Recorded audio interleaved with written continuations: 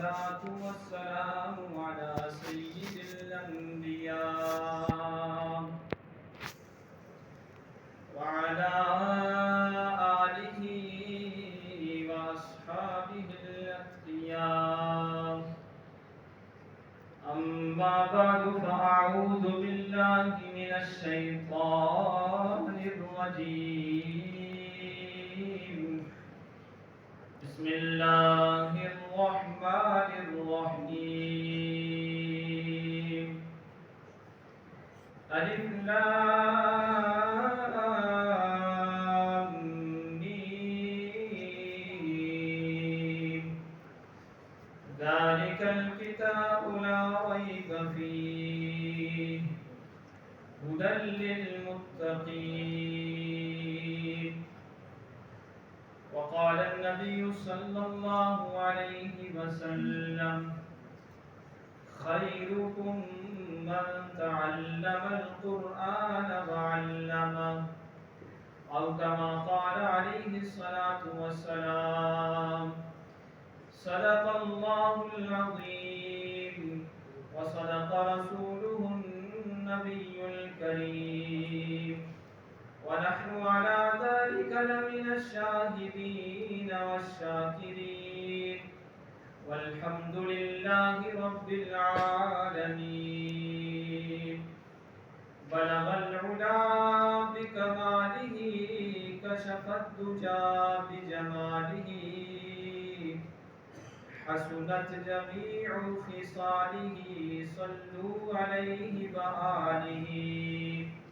اللهم صل على سيدنا ومولانا محمد وعلى آل سيدنا ومولانا محمد وأصحاب سيدنا ومولانا محمد وبارك وسلم وصل عليه. پیار محبت کے ساتھ آواز بلند ایک مرتبہ درود پاک پڑھیں. اللهم صل على سيدنا ومولانا محمد وعلى آل سيدنا ومولانا محمد وأصحاب سيدنا ومولانا محمد وبارك وسلم وصل عليه. یہ کلام پاک اللہ رب العزت نے ہمیں نبی علیہ الصلوۃ والسلام کی صدقے سے عطا فرمایا. اس لیے ہم یہ کہتے ہیں کہ ہے نظر میں جمال حبیب خدا، جن کی تصویر سینے میں موجود ہے. سمجھ آ گیا شعر کو بلند آواز سے سبحان اللہ بھی کہیں اور تھوڑا قریب بھی آ جائیں. پیچھے جو بچے ہیں وہ قریب آ جائیں. انشاءاللہ مختصر وقت میں مختصر بات ہوگی. تھوڑا سا ذوق بیدار کرنے کے لیے یہ اشعار ہیں جو کلام پاک کے متعلق ہیں کہ ہمیں نبی کریم صلی اللہ علیہ وسلم کے وسیلے سے قرآن کریم اللہ رب العزت نے عطا فرمایا. کہتے شاعر کہتا ہے کہ ہے نظر میں جمال حبیب خدا، جن کی تصویر سینے میں موجود ہے. جس نے ہم کو کلام الہی دیا، وہ محمد صلی اللہ علیہ وسلم. جس نے ہم کو کلام الہی دیا، وہ محمد مدینے میں موجود ہے. اور پھول کھلتے ہیں پڑھ پڑھ کے صلی اللہ، جھوم کر کہہ رہی ہے یہ باد صبا. ایسی خوشبو چمن کے گلوں میں کہاں، ایسی خوشبو چمن کے گلوں میں کہاں، جیسی خوشبو نبی کے پسینے میں موجود ہے، خوشبو چمن کے گلوں میں کہاں، جیسی خوشبو نبی کے پسینے میں موجود ہے۔ اور چھوڑنا تیرا طیبہ گوارا نہیں، ساری دنیا میں ایسا نظارہ نہیں۔ جو وہاں کے ہیں ان کو معلوم ہے، اللہ تعالیٰ سب کو لے جائے، عبادت حرمین شریفین کی حاضری میں سب کو نصیب فرمائے۔ تو شاعر کہتا ہے کہ چھوڑنا تیرا طیبہ گوارا نہیں، ساری دنیا میں ایسا نظارہ نہیں، ایسا منظر زمانے میں پیارا نہیں، جیسا منظر مدینے میں موجود ہے۔ زمانے میں پیارا نہیں، جیسا منظر مدینے میں موجود ہے۔ اور ان کی عزت پہ کر دو فدا دوستو، اپنی جان اپنا مال اپنی اولاد سب۔ یہ اس محفل کا سبق ہے کہ ان کی عزت پہ کر دو فدا دوستو، اپنی جان اپنا مال اپنی اولاد سب۔ ڈھنگ ہم اپنائیں اپنے جینے کا وہ، جو اہل بیت و صحابہ کے جینے میں موجود ہے۔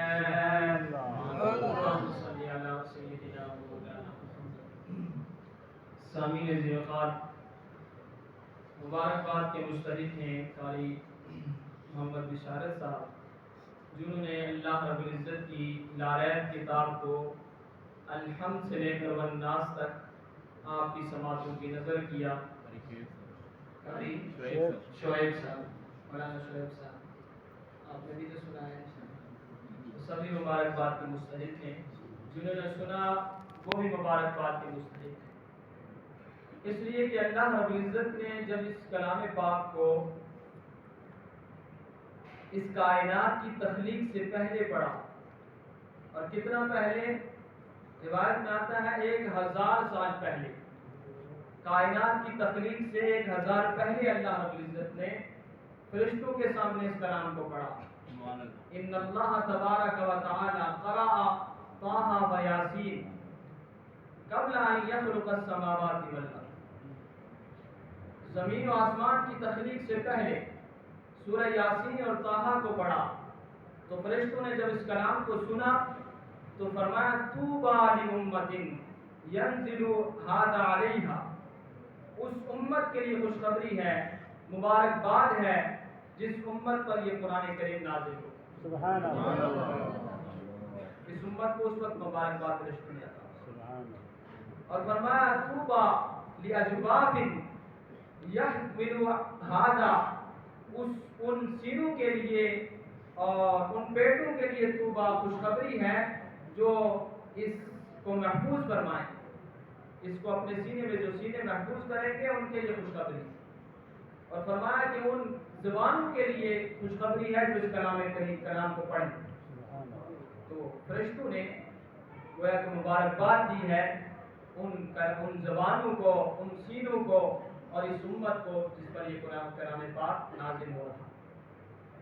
تو میرے دوستو، ایک تو وہ وقت تھا، اور ایک وقت آنے والا ہے جنت میں، اللہ رب العزت جنتیوں کو جمع فرمائیں، اور جمع فرمانے کے بعد اللہ رب العزت حضرت داؤد علیہ السلام سے فرمائیں گے کہ آپ ان کو زبور سنائیں۔ اور داؤد علیہ السلام کی آواز ایسی تھی کہ جب وہ زبور پڑھتے تھے تو فرشتے بھی ہوا میں رک کر سنا کرتے، پہاڑ وجد میں آ جاتے تھے، ایسی آواز۔ اور جنت کے اندر جب وہ تورات، جب زبور پڑھیں گے، جنتی سنیں گے تو کہیں گے کہ اس سے زیادہ اچھی آواز بھی کسی کی ہو سکتی ہے؟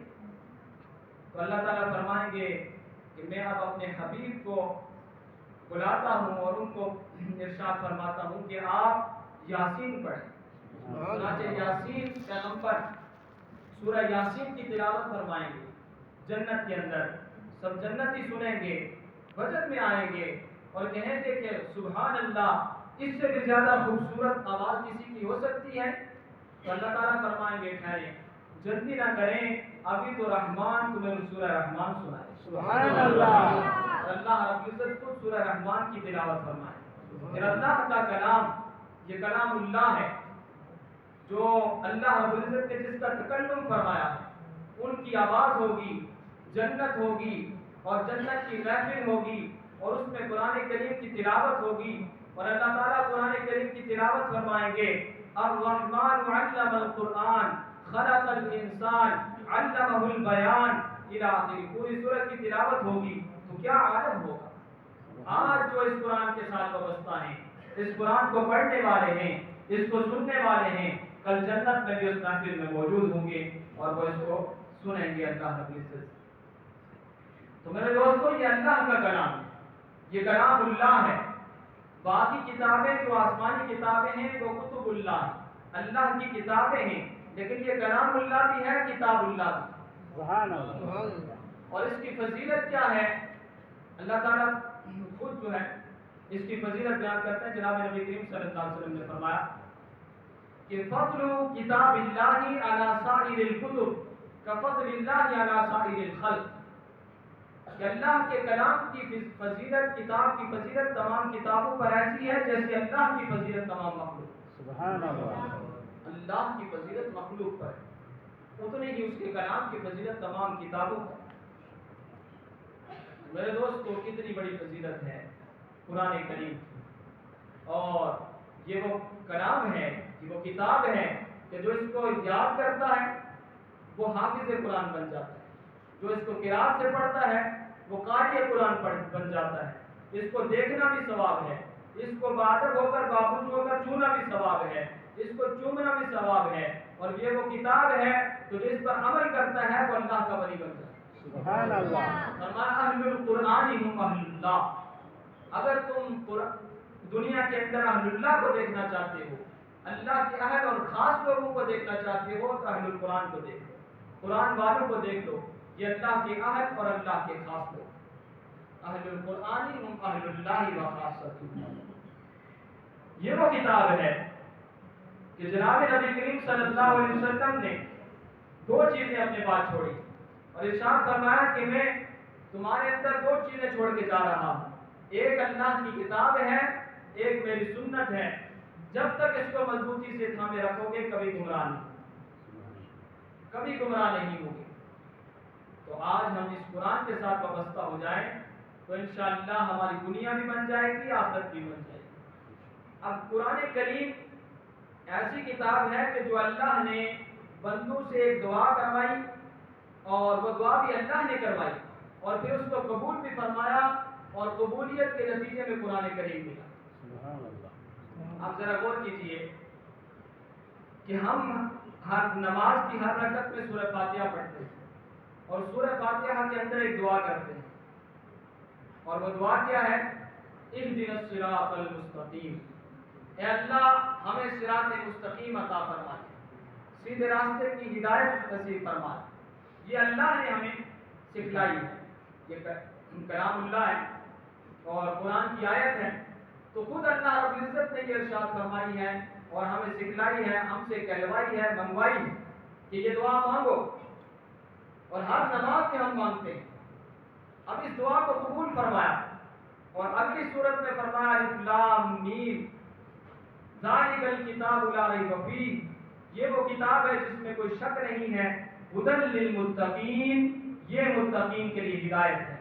اے دنیا کے انسانوں جو مجھ سے ہدایت کے طلبگار ہو، مجھ سے ہدایت مانگتے ہو، میں ہدایت دے رہا ہوں، اور وہ ہدایت یہ کتاب ہے، قرآن کریم ہے۔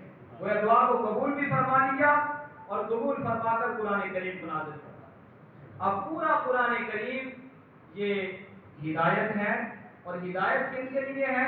ھدی للمتقین، پرہیزگاروں کے لیے، متقیوں کے لیے۔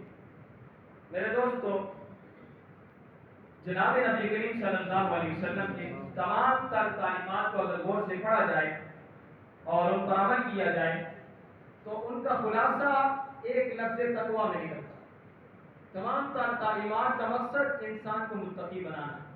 चुनांचे इबादत का मकसद क्या है? इंसान मुत्तकी बन जाए। फरमाया या अय्युहन्नास उअ्बुदू रब्बकुमुल्लज़ी खलक़कुम वल्लज़ीना मिन क़ब्लिकुम लअल्लकुम तत्तक़ून। ऐ लोगों, अपने रब की इबादत करो जिसने तुम्हें पैदा किया और तुमसे पहले लोगों को पैदा किया। क्यों इबादत करो? लअल्लकुम तत्तक़ून, ताकि तुम मुत्तकी बन जाओ। ये रोजे जो हमने रखे हैं इनका मकसद क्या है? क्यों अल्लाह रब्बुल इज्जत ने हमें इस रमजान में रोजे हम पर फर्ज किए? क्या भूख मकसूद है? प्यासा रखना मकसूद है? नहीं, बल्कि क्या फरमाया? या अय्युहल्लज़ीना आमनू कुतिबा अलैकुमुस सियाम कमा कुतिबा अलल्लज़ीना मिन क़ब्लिकुम लअल्लकुम तत्तक़ून। ईमान वालों, रोजे तुम पर फर्ज किए गए जैसे कि तुमसे पहले लोगों पर फर्ज किए गए। क्यों? लअल्लकुम तत्तक़ून, ताकि तुम मुत्तकी बन जाओ। हज है तो हज का मकसद भी अल्लाह रब्बुल इज्जत ने तकवा फरमाया, वमन युअज़्ज़िम शआइरल्लाहि फइन्नहा मिन तक़वल क़ुलूब। जो शाइरुल्लाह की ताज़ीम करता है तो ये दिलों का तकवा है। कुर्बानी है अल्लाह की इबादत, तो कुर्बानी से मकसूद भी इंसान को मुत्तकी बनाना है और तकवा है। लन यनालल्लाह लुहूमुहा वला दिमाउहा वलाकिन यनालुहु तक़वा मिनकुम। अल्लाह को तुम्हारे जानवरों का गोश्त और खून नहीं पहुंचता, बल्कि तुम्हारे दिलों का तकवा पहुंचता है। तो तमाम तर इबादत से मकसूद क्या है? इंसान को मुत्तकी बनाना। और मुत्तकी क्यों बनाना है? इसलिए कि कामयाबी मुत्तकी से, और इसको अल्लाह रब्बुल इज्जत ने 21वें पारे में फरमाया इन्ना लिल मुत्तकीना मफाज़ा।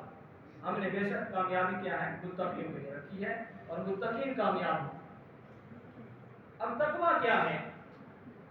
तकवा है, तकवा का माना है डरना, बचना, दो माना, और दोनों का हासिल एक ही है कि अल्लाह रब्बुल इज्जत की जात का खौफ और डर दिल के अंदर आ जाए और इंसान हर गुनाह से बच जाए। ये है तकवा। अब चूंकि रमजान का आखिर है तो हमने अपना मुहासबा करना है कि हमने रमजान मुबारक के अंदर जितनी इबादत की हैं और जितने रोजे रखे हैं, इनका मकसद तो तकवा था, हमें मुत्तकी बनाना था। आया वो मकसद हमें हासिल हुआ या नहीं? ये लम्हा फिक्रिया जो हमने सोचना है और अपना मुहासबा करना है। और मुत्तकी कौन लोग हैं? इसी सूरत में अल्लाह रब्बुल इज्जत ने सूरह बकरा में फरमाया और मुत्तकीन की तशरीह फरमाई कि अल्लज़ीना युमिनूना बिल गैब, वो लोग जो गैब पर ईमान रखते हैं, वो युकीमूनस सलाह, और नमाज कायम करते हैं, व मिम्मा रज़क़नाहुम युनफिकून, और जो हमने उन्हें रिज़्क़ अता फरमाया उससे खर्च करते हैं। ये सिफात बयान हो रही है। वल्लज़ीना युमिनूना बिमा उनज़िला इलैका, और वो लोग जो उस किताब पर भी ईमान रखते हैं जो आपकी तरफ नबी सल्लल्लाहु अलैहि वसल्लम नाज़िल की गई। वल्लज़ीना युमिनूना बिमा उनज़िला इलैका व मा उनज़िला मिन क़ब्लिक, और उन किताबों पर भी ईमान रखते हैं जो आपसे पहले नाज़िल हुई हैं। व बिल आखिरति हुम युक़िनून, और आखिरत पर यकीन रखते हैं। ये 6 सिफात अल्लाह ने मुत्तकियों की बयान करा। एक है ईमान बिल गैब, यानी अल्लाह रब्बुल इज्जत की तरफ से जितनी भी तालीमात जनाब नबी करीम सल्लल्लाहु अलैहि वसल्लम लेकर आए हैं, जो कुरान और सुन्नत से साबित हैं तवातुर के साथ, उन सब को मानना, ये है ईमान। और उनमें से किसी एक का इनकार करना, ये कुफ्र। और दूसरी सिफत क्या बयान फरमाई? वो युकीमूनस सलाह, नमाज कायम करने वाले, सिर्फ नमाज पढ़ने वाले नहीं है। इकामत सलात और है, अदाए सलात और है। नमाज की अदायगी और है। नमाज कायम करना क्या है कि वुजू से लेकर सलाम तक उसके अंदर जितने भी आदाब हैं, फराइज़ और वाजिबात हैं, मुस्तहबात हैं, सुनन हैं, उन सब को अदा करने वाले युकीमूनस सलाह, नमाज कायम करते हैं। व मिम्मा रज़क़नाहुम युनफिकून, जो हमने उन्हें रिज़्क़ अता फरमाया है, माल दिया है, उसमें से वो अल्लाह के रास्ते में खर्च करने वाले हैं। और ये सिर्फ ये इसलिए आम फरमाया, ज़कात का यहाँ पे जिक्र नहीं फरमाया कि इसमें ज़कात भी शामिल है, ज़कात के अलावा नफ़ली सदक़ात भी शामिल हैं, और हुकूकुल इबाद जितने भी इंसान से वाबस्ता हैं वो सारे के सारे शामिल। ये 3 सिफात होगी। और चौथी सिफत बयान फरमाई कि वो किताबुल्लाह पर ईमान रखते हैं, इसको मानते हैं। मानने का ये मतलब है کہ ہم نے قرآن کریم پڑھ لیا، سن لیا، اب قرآن کریم کے کچھ حقوق ہیں جو ادا کرنے ضروری. صرف قرآن کریم کو رمضان میں سن لینا، تراویح کے اندر پورا قرآن کریم پیچھے کھڑے ہو کے سن لینا یا پڑھ لینا، اس سے قرآن کا حق ادا نہیں ہوتا. اور اب تو یہ ہو گیا کہ پورا رمضان میں پورا قرآن بھی بعض نہیں سنتے اور پھر سماعتوں سے بھی نہیں گزرتا اور پھر پورا سال پڑھتے بھی. حالانکہ امام اعظم ابو حنیفہ رحمۃ اللہ علیہ سے قول منسوب ہے کہ انہوں نے فرمایا پورا سال کے اندر 2 مرتبہ قرآن کریم کو پڑھنا، پورا پڑھنا، یہ اس کا حق ہے، قرآن کا حق ہے. تو اس کا پہلا حق یہ ہے کہ قرآن کریم کی تلاوت کی جائے. اتل ما اوحی الیک من الکتاب، آپ پڑھیے، تلاوت کیجئے اس کتاب کی طرف جو آپ کی طرف وحی کی گئی. تو یہ پہلا حق قرآن کا ہے، اس کی تلاوت آیات. اب ہم دیکھیں کہ ہم میں سے کتنے لوگ ہیں جو قرآن کو صرف رمضان میں پڑھتے ہیں یا پڑھتے ہی، اور جو پڑھتے بھی ہیں آیا وہ سیکھ کے پڑھتے ہیں یا بغیر سیکھ کے پڑھتے ہیں. سیکھ کے پڑھنا قرآن کریم کو ضروری ہے، قرآن موجود ہے، اور یہ بتلائیں گے کہ قرآن کریم کو بغیر سیکھے پڑھنا کیسا ہے. بغیر سیکھے قرآن کریم کو پڑھنا، میرے دوستو، اس کے اندر 2 قسم کے لحن ہیں. ایک لحن جلی ہوتا ہے، ایک لحن خفی. حرکات کی غلطی، حروف کی غلطی، یہ لحن جلی ہے. اور لحن جلی مثلا ہم ہر رکعت میں تقریباً نماز کے اندر ہم سورہ اخلاص پڑھتے ہیں، جس میں ہم پڑھتے ہیں قل هو اللہ احد، کہہ دیجئے کہ اللہ ایک ہے. یا موٹے قاف کے ساتھ پڑھنا قل، کہہ دیجئے. اگر اس کو باریک قاف کے ساتھ پڑھیں گے قل، تو اس کا مطلب وہ کھاؤ، اس کا مطلب ہے کھانا. کلوا واشربوا، کھاؤ اور پیو. میرے دوستو، یہ قاف اور کاف کے فرق سے معنی کے اندر کتنا بڑا فساد ہے. تو ایک ہے پڑھنا، ایک ہے سیکھ کر پڑھنا. خا اور ہا، یہ جب تک کسی قاری صاحب کے پاس نہیں بیٹھیں گے، کسی عالم کے پاس نہیں بیٹھیں گے، درست نہیں ہو سکتا. اور ہا سے پڑھا، مثلا خلق السماوات والارض، قرآن کریم کے اندر خلق بہت جگہوں پر استعمال ہے، اس کا مطلب ہوتا ہے پیدا کیا، اللہ نے آسمان اور زمین کو پیدا کیا. اگر باریک ہا کے ساتھ پڑھیں گے، اس کا مطلب ہوتا ہے منڈوانا، سر کو منڈوانا. حلق، اس نے سر منڈوایا. خلق، اللہ نے پیدا کیا. تو میرے دوستوں، کتنی باریک چیزیں ہیں جو ہم میں سے ہر مسلمان کے ذمہ ہے کہ وہ اس قرآن کریم کو سیکھ کر تجوید کے ساتھ پڑھنے والا بن جائے. ایک حق تو اس کا یہ ہے. دوسرا حق یہ ہے کہ اس قرآن کریم کے معنی اور مطالب کو سمجھنا. پڑھنا بھی ثواب ہے، بغیر سمجھے بھی پڑھے تو ثواب ہے. بعض لوگوں کا یہ گمان ہے کہ بغیر سمجھے پڑھنا کوئی بڑا کام نہیں ہے اور کوئی بڑا ثواب نہیں ہے. حالانکہ ایسا نہیں ہے. نبی کریم صلی اللہ علیہ وسلم نے جس حدیث شریف میں قرآن کریم کے ثواب کو بیان فرمایا کہ قرآن کریم کے ثواب کو، قرآن کریم کے پڑھنے کا ثواب کتنا ہے، اس میں الف لام میم کی مثال دی اور فرمایا کہ الف لام میم، یہ میں نہیں کہتا کہ ایک حرف ہے، بلکہ الف ایک حرف ہے، لام ایک حرف ہے اور میم ایک حرف ہے. اور قرآن کریم کا ایک حرف پڑھنا یہ 10 نیکیوں کے برابر ہے. 10 نیکیاں ملتی ہیں جو ایک حرف کلام اللہ کا پڑھے. اس لیے یہ ایسا لفظ ہے کہ جس کا معنی کوئی بھی نہیں جانتا. اور مفسرین بھی یہ کہتے ہیں اللہ اعلم بمرادہ، اس کی مراد اللہ کو معلوم. تو مثال اس حرف سے دی ہے جس کا معنی کوئی نہیں جانتا. معلوم ہوا کہ بغیر سمجھے بھی پڑھیں گے تو ثواب ہوگا، ہر حرف پر ثواب ہوگا اور اس کی تاثیر ہوگی جو دلوں کے اندر اثر کرے گی. تو انشاءاللہ ہمارے دل وہ نرم ہوں گے، اللہ کی طرف ہمارا رجوع ہوگا. اور معنی اور مطالب کو سمجھنا اس لیے ضروری ہے کہ یہ اللہ کا پیغام ہے، ہدایت نامہ ہے، ایک میسج ہے جو انسانیت کے نام ہے. آج ہمیں کوئی لیٹر بھیجے، کوئی میسج بھیجے تو ہم اس کو پڑھتے ہیں، اور کوئی بڑے سے بڑا بھیجے تو کتنی فکر ہوتی ہے کہ اس میں کیا آیا، کیا لکھا ہے اور کیا ہدایات ہیں، مجھے کیا حکم ملا ہے. تو جو اللہ کا میسج ہے، اللہ کا پیغام ہے، تو اللہ نے انسانیت کو کیا پیغام دیا، جب تک ہم اس کو سمجھیں گے نہیں اس وقت تک ہمیں معلوم نہیں ہو سکتا. اس لیے میرے دوستوں، اس کے معنی اور مطالب کو سمجھنا یہ قرآن کا دوسرا حق ہے. اور قرآن کریم کا تیسرا حق یہ ہے کہ سمجھنے کے بعد ساتھ ساتھ ہی اس پر عمل کرنا، اس کے احکام پر عمل پیرا ہونا. یہ قرآن کریم کا حق ہے. کل قیامت کے دن ترازو لگے، اعمال کے ترازو. وَنَضَعُ الْمَوَازِينَ الْقِسْطَ لِيَوْمِ الْقِيَامَةِ، اور قیامت میں جو ترازو لگے گا اس میں علم نہیں تولا جائے گا، اس میں معلومات نہیں تولی جائیں گی، بلکہ اس کے اندر اعمال تولے جائیں گے. اور اعمال کا وزن ہوگا اور اخلاص سے ان میں اعمال کے اندر وزن آئے گی. اس لیے جو سیکھا ہے اس پر عمل کرنا انتہائی ضروری ہے. یہ قرآن کریم کا تیسرا حق ہے. اور چوتھا حق یہ ہے کہ اس قرآن کریم کی اطاعت کرنا، اس کی تبلیغ کرنا، اس کو دوسروں تک پہنچانا. اور اس کی بہترین صورت یہ ہے کہ ہم اپنے بچوں کو مدارس میں داخل کروا کے ان کو حافظ بنائیں اور ان کو عالم دین بنائیں، تاکہ اس قرآن کریم کا حق ادا ہو سکے اور اس کی اشاعت کا جو حق ہے وہ ہم ادا کرنے والے بن جائیں. ایک حافظ قرآن قیامت کا دن ہوگا اور اس سے کہا جائے گا یا قاری القرآن، یا قاری القرآن، اے قرآن کے قاری، قرآن کے پڑھنے والے، اقرا وارتقی کما کنت ترتل فی الدنیا فإن منزلتک عند آخر آیت تقرأ.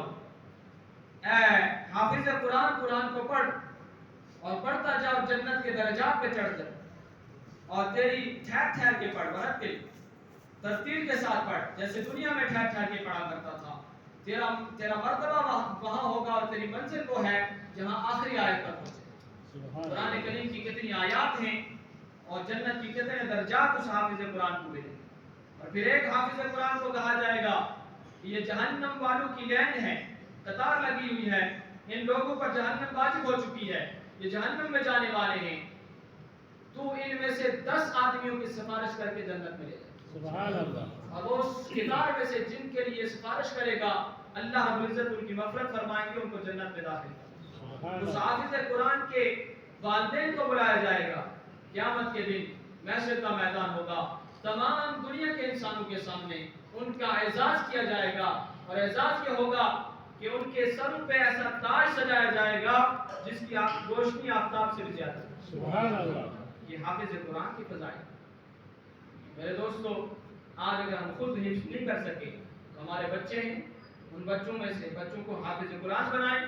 اگر بچے نہیں ہیں، بولتے نہیں ہیں، اپنے رشتہ داروں میں سے کسی کو بنائیں، کل قیامت کے دن ہماری سفارش کریں. اور قرآن کریم خود سفارشی ہے، یہ خود کی سفارش کرے گا. اور کس کے لیے؟ جس نے اس کے حقوق ادا کیے. یہ 4 حقوق 5 حقوق جو گنوائے، جو ان کو ادا کرنے والا ہوگا کل قیامت کے دن اس کی سفارش کرے گا. اور جس نے اس قرآن کے حقوق کو ادا نہیں کیا ان کے خلاف مقدمہ دائر کرے گا، ان کے خلاف یہ شکایت کرے گا اللہ کی بارگاہ میں. اور ایک سفارشی یہ بھی ہے اور شکایت کرنے والا یہ بھی ہے. اور جس نے قرآن کریم کو چھوڑا کل قیامت کے دن نبی کریم صلی اللہ علیہ وسلم خود اس کی شکایت کریں اور فرمائیں گے وقال الرسول یا ربی ان قومی قوم اتخذوا هذا القرآن مهجورا. اے میرے رب، میری اس قوم نے قرآن کو چھوڑ دیا. اللہ کے حبیب جن کی سفارش پر ہمیں بھروسہ ہے اور جن کی سفارش کا ہی ہمیں بھروسہ ہے کہ کل قیامت کے دن ہماری سفارش فرمائیں گے، اگر وہ ہمارے خلاف شکایت کر لیں تو پھر ہمارا کیا بنے گا؟ اس لیے میرے دوستو، قرآن کریم کے حقوق کو ادا کرنا اور اس پر عمل کرنا یہ انتہائی ضروری ہے. اب رمضان مبارک کا آخری ایام ہیں اور یہ ہم سے رخصت ہو رہا ہے. بچے نے بڑی اچھی نظم پڑھی، اس میں سارا سبق آ گیا. قرآن کریم جب جا رہا ہوتا ہے تو 2 قسم کے جذبات ہوتے ہیں. ایک جذبہ یہ ہوتا ہے کہ اللہ رب العزت نے ہمیں موقع عطا فرمایا، ہم نے رمضان مبارک میں عبادات کی، روزے رکھے، تراویح پڑھی، تو اس پر ایک خوشی کا جذبہ ہوتا ہے انسان کے دل میں، اور وہ خوشی کا جذبہ ہونا چاہیے، اس لیے کہ عبادت کی توفیق اللہ کی طرف سے ہے. تو جنہوں نے عبادات کی ہیں ان کے اندر یہ خوشی کا جذبہ ہوتا ہے، اس پر وہ اللہ کا شکر ادا کریں اور شکر ادا کریں. اور دوسرا جذبہ ہوتا ہے کہ پتہ نہیں میری یہ عبادات اللہ کے ہاں قبول ہوں گی یا نہیں، اس کی فکر ہونی چاہیے. ہم نے عبادات تو کی ہیں لیکن ہماری کوئی عبادت ایسی نہیں ہے جو اللہ کی بارگاہ میں پیش کرنے کے قابل ہو، تو آئے یہ قبول بھی ہوں گی یا نہیں ہوں گی. اور اگر قبول نہ ہوئی خدا نخواستہ، اللہ تعالیٰ ہم سب کی عبادات کو قبول فرمائے، ہماری بخشش و مغفرت فرمائے. قبول نہ ہوئی، ہماری بخشش نہ ہوئی، مغفرت نہ ہوئی، تو پھر ہم نبی کریم صلی اللہ علیہ وسلم کی اس بددعا کے زمرے میں نہ آ جائیں جو آپ علیہ السلام نے منبر پر چڑھتے ہوئے ارشاد فرمائی تھی.